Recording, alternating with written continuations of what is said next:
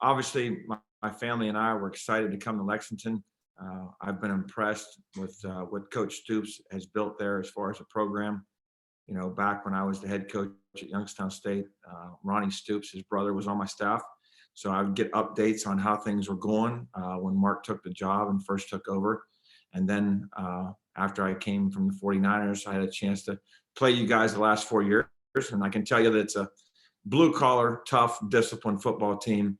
And just really impressed with everything that you guys have been able to do there at the University of Kentucky. And that says a lot about, obviously, your administration, the commitment that you guys have made to football with your staff and facilities and development of players. So very excited about the opportunity to come back to the up north, as you would say, and be a little closer to my family in Ohio, but come to Lexington.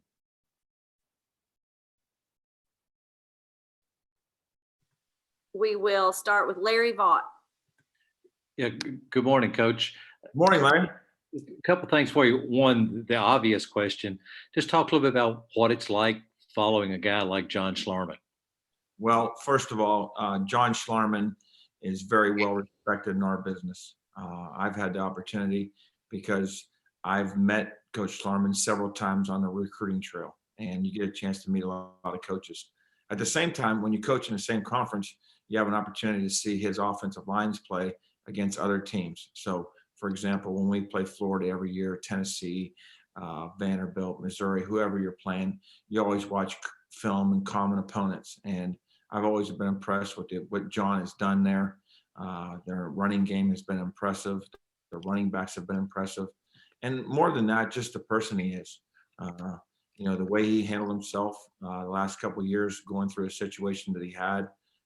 There was probably some other ways or some other things maybe he could have did to maybe, I don't know for a fact, but maybe done things differently, but he was going to stick by his players. And that says a lot to me about what kind of person he is. Everyone that I interact with that's known John personally talks about how wonderful his family is and his kids. And it's heartbreaking, quite frankly. And I can tell you this, John Schlarman is going to continue to have a presence in our meeting room, in our position group. I can assure you that. I welcome his family, his wife and his kids to be a part of my family and continue to be a part of our offensive line group if they so choose. I know that that'll be their option if they want to do that, but we welcome that. And then, Coach, how do you feel your time in the NFL has helped make you a better college coach? Well, you know, that's an interesting question. You say that. I think there's two things that took place for me in my career that have made me a better assistant coach. One is when I was head coach at Youngstown State, I was there 5 years, is you learn to appreciate assistants that handle their business, meaning they take care of their recruiting, they take care of their position players, they make sure they're going to study hall, they handle their grades, they make sure they're not getting in trouble off the field. Also, at the same time, they're developing them as young men. And then when I had the opportunity to go to the NFL, after sitting through 2 drafts, I found out real quick that there's a lot of things that us college guys don't know that these NFL guys are looking at. One example of that would be is can this guy play multiple positions? We go out the first night of my career. I'm at the 49ers. I'm all excited, and we're getting ready to play the Minnesota Vikings. And Larry, how many offensive linemen do you think were suited up in shoulder pads and helmets? Larry? Yes, you're just talking on your team, Coach? If I'm talking to you, is that we're getting ready to play the Minnesota Vikings. How many offensive linemen do you think were suited up in helmet and shoulder pads to play the Minnesota Vikings? 6. 7. And guess what? 5 start. Yeah. You want to talk about panic.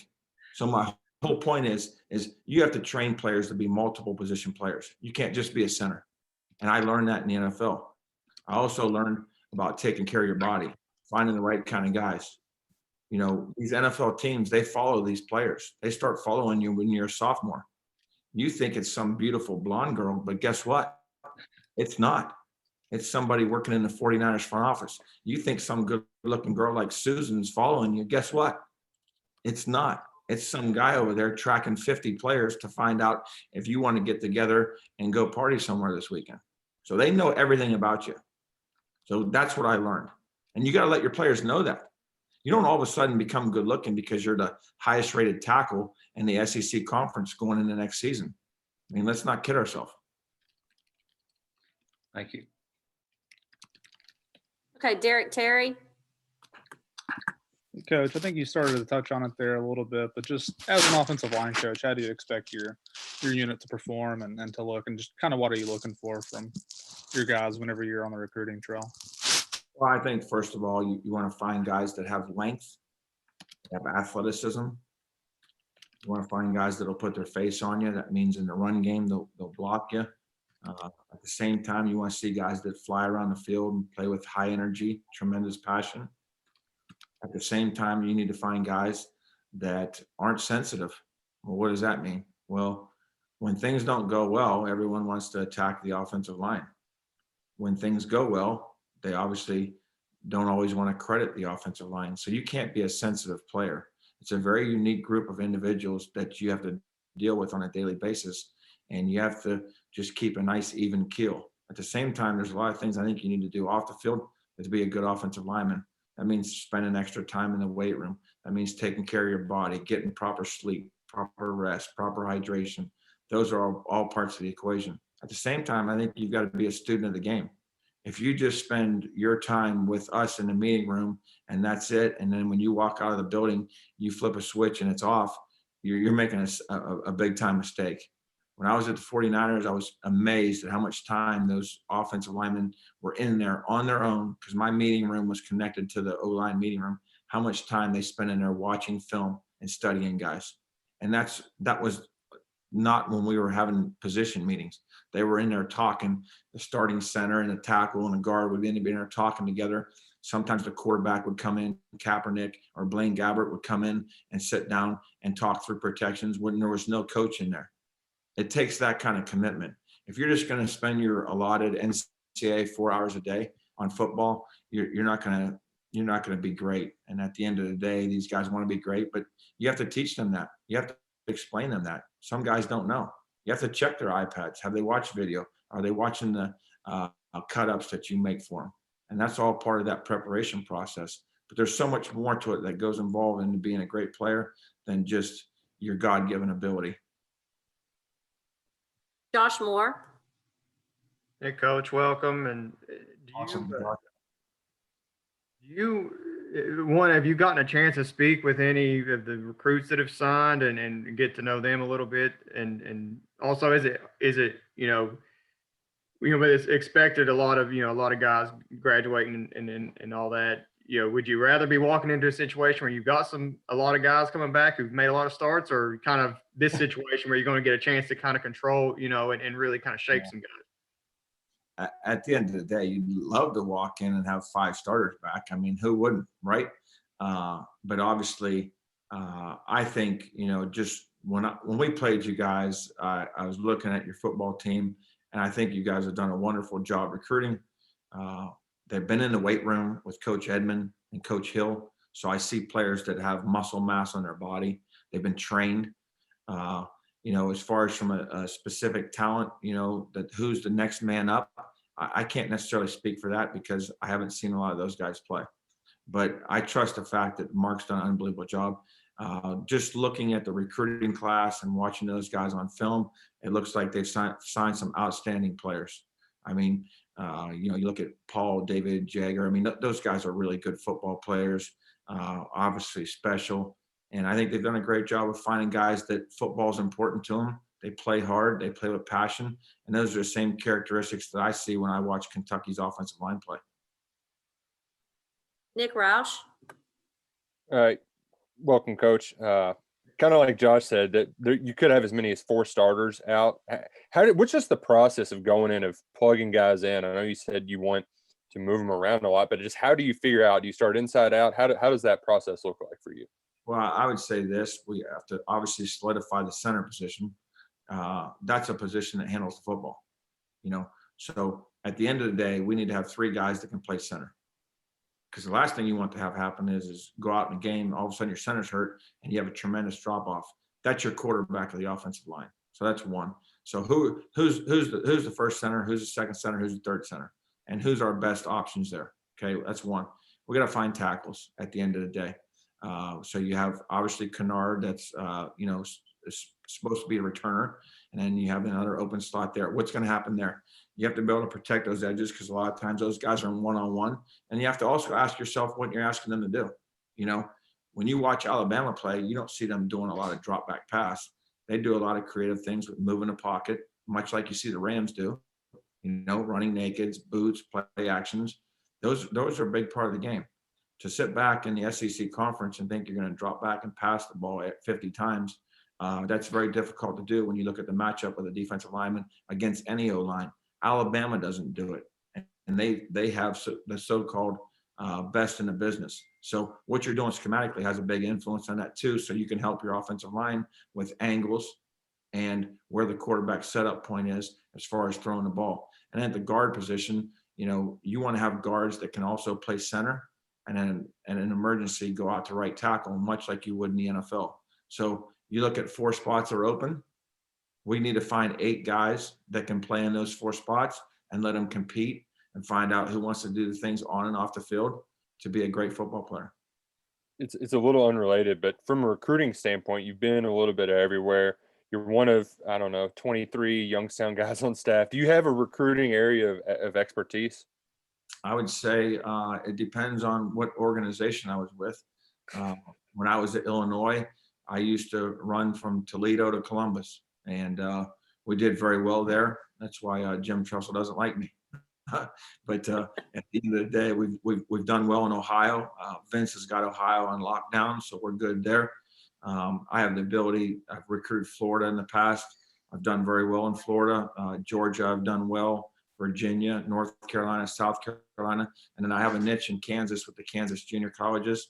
And then also when I was out west, I was in LA quite a bit, and then Houston was my primary area when I was on the West Coast, and I've done well there. But I think Mark has a footprint that he wants to specialize in, and obviously he's done a very good job of recruiting and getting the right guys there.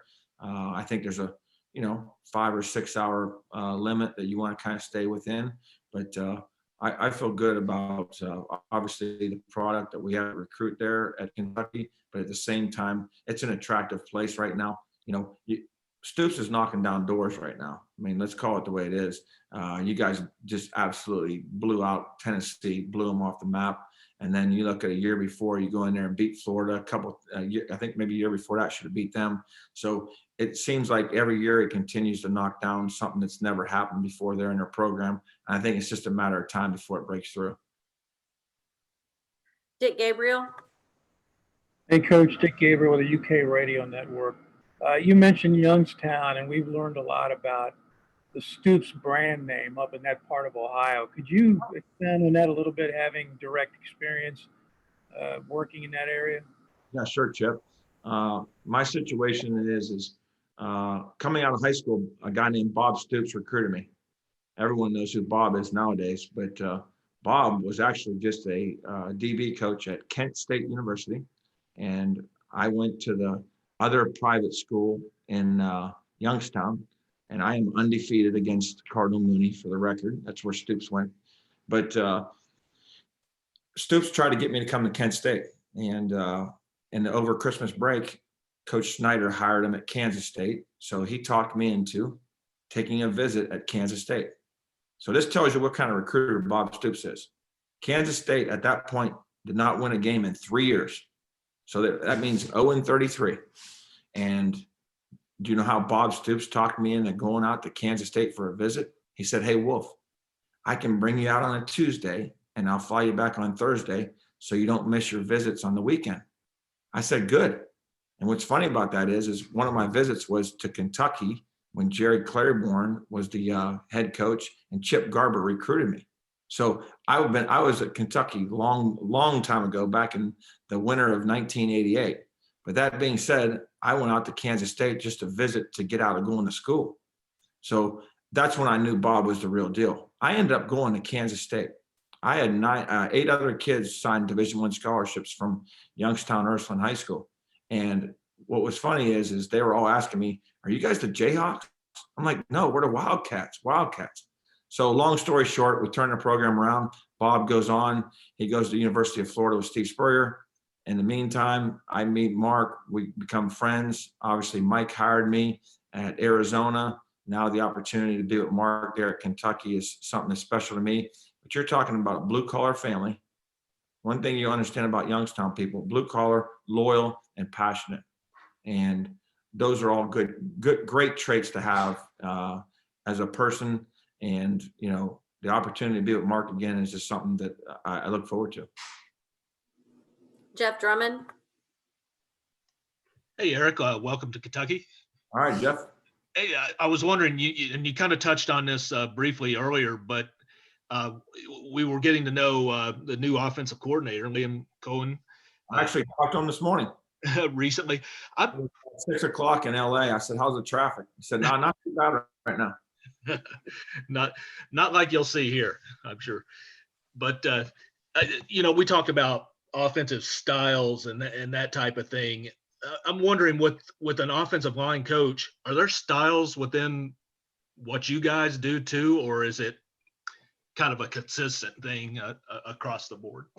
So one of the things that Liam and I talked about this morning was so there's 2 guys on the Rams staff that are close friends of mine, Thomas Brown and Kevin O'Connell.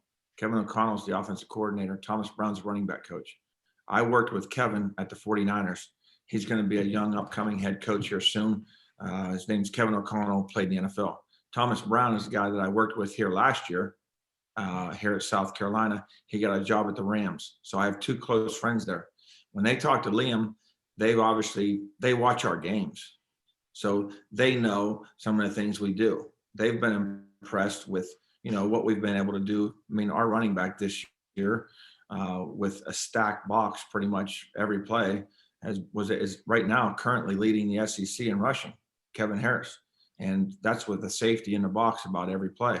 So, that's something that you have to find ways to creatively do as an offensive line coach, because if you don't maybe have the things that you need necessarily in a passing game to get the safeties and play back, you have to have creative ways to create angles for your offensive linemen.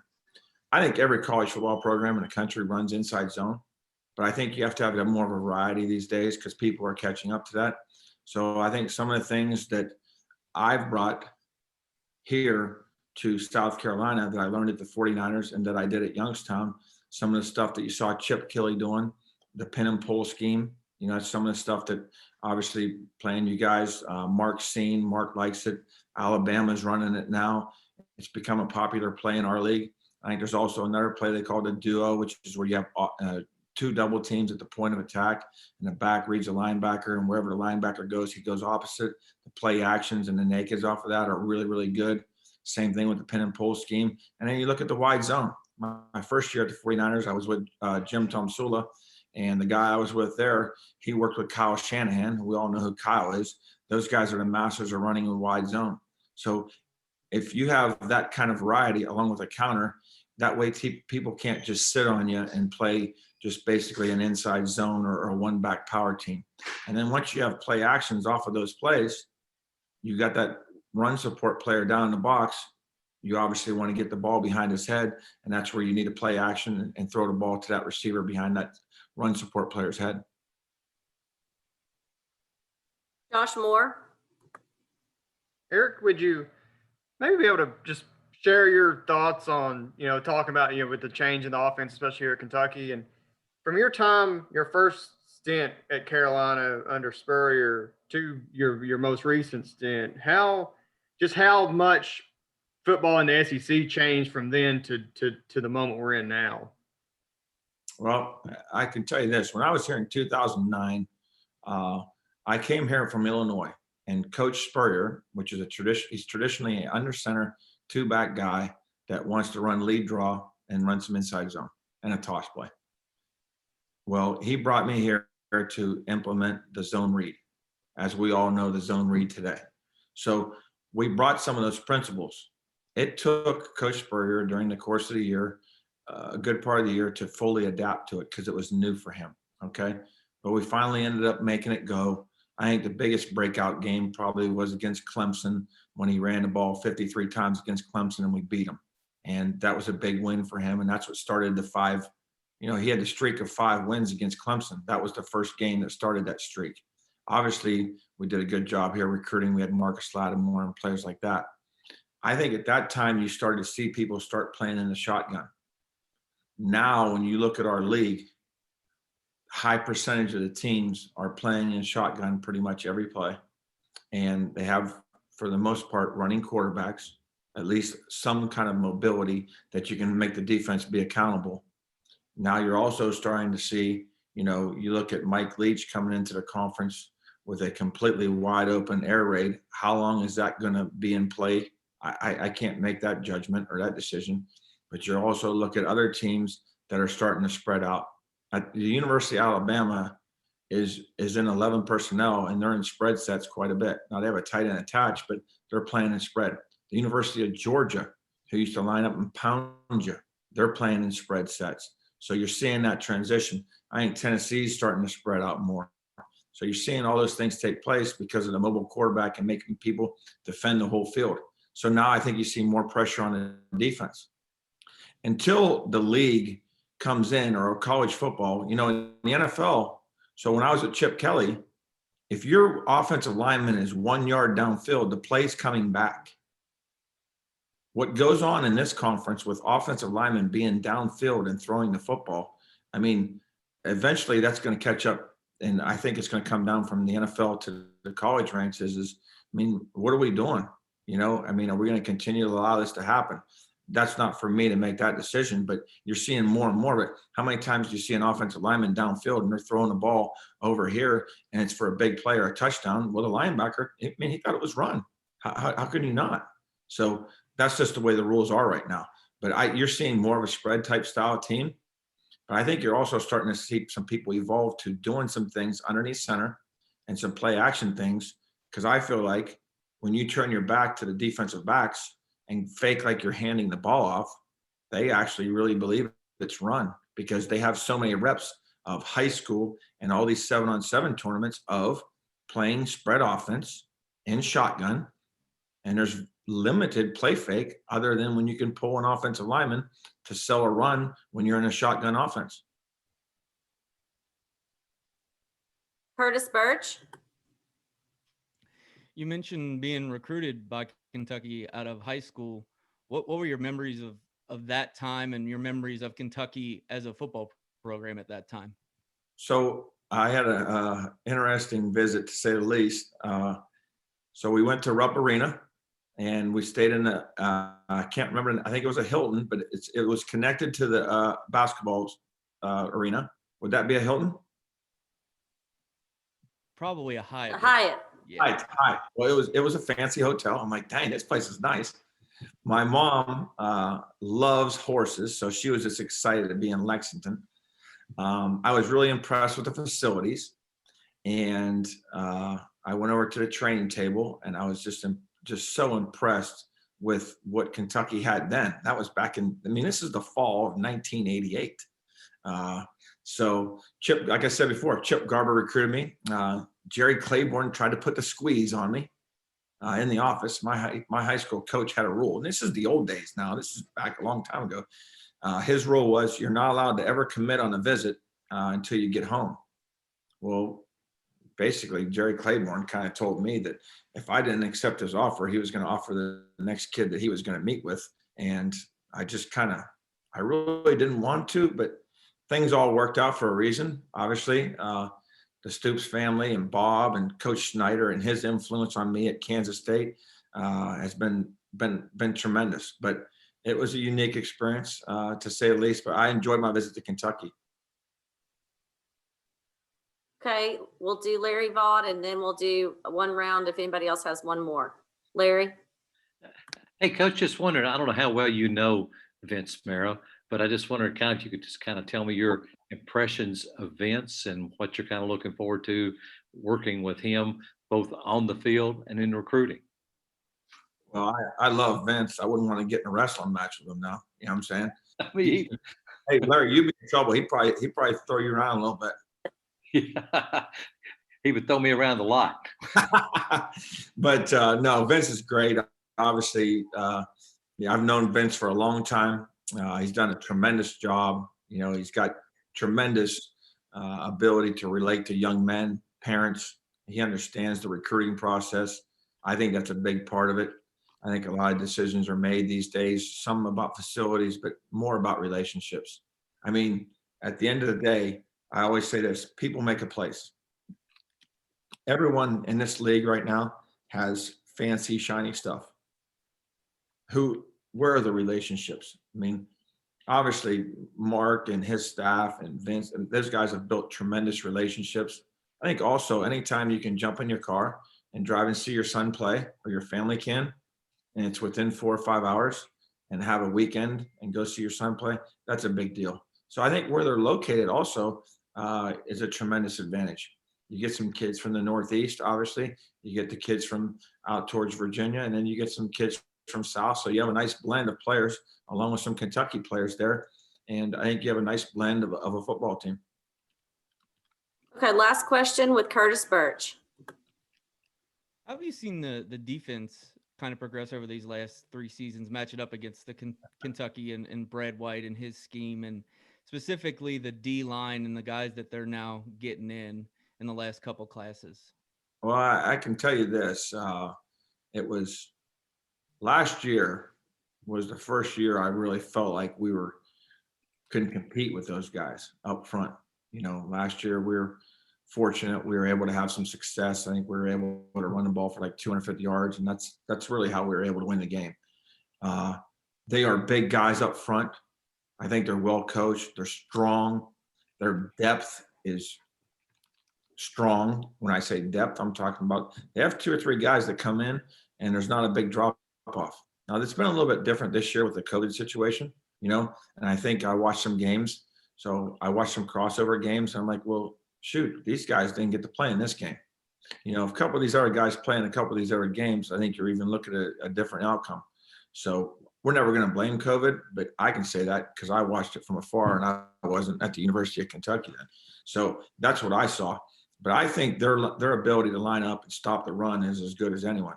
You know, I watched them against Alabama this year. Alabama's a tough group to deal with, and really, I thought for the most part fit things up and did a good job.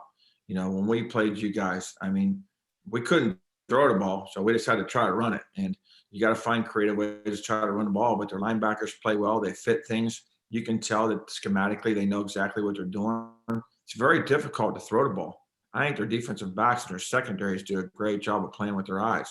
So when you factor all that in, I think there's a reason why. Obviously, Mark's considered to be one of the best in the country as far as defensive coach and head coach.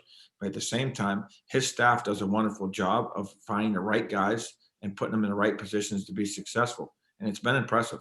I know when we play, it's a pain. And I can tell you that. I don't always say that when you line up and play somebody. It's a pain schematically. You follow what I'm saying?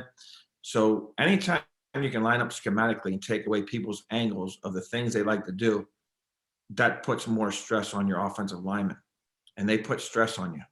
So it's just the easiest way I can say it. I'm glad I'm on your guys' team now. Now I got to deal with it in practice, but still, I don't have to deal with it on game day. All right, Coach. Thank you so much. And thanks, media guys. We will